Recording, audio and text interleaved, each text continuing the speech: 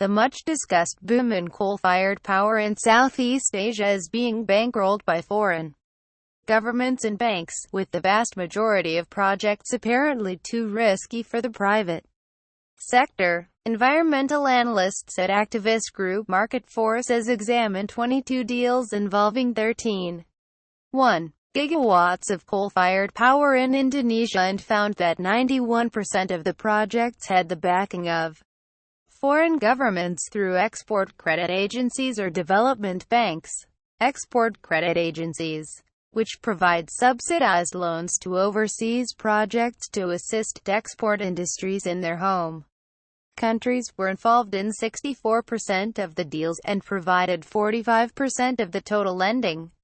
Plans for coal-fired power in Asia are disaster for planet, warns World Bank. Read more. The majority of the money was coming from Japan and China, with the Japan Bank for International Cooperation (JBIC) involved in 5 deals, and the Export-Import Bank of China (SEXIM) involved in 7 deals.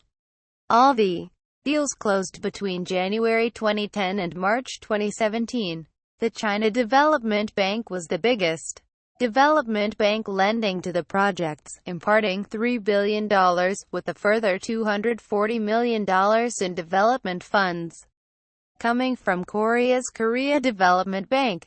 The lending comes despite the world's biggest development bank, the World Bank, warning last year that plans to build more coal-fired power plants in Asia would be a disaster for the planet, and overwhelm the deal forged at Paris to fight climate change. Right now, several key countries supporting the Paris Climate Change Agreement are actively undermining it by trying to expand the polluting coal power sector in other countries, said Julian Vincent, executive director of Market Forces. According to the International Energy Agency, the world needs to phase out coal power by 2050 in order to keep warming under 2°C.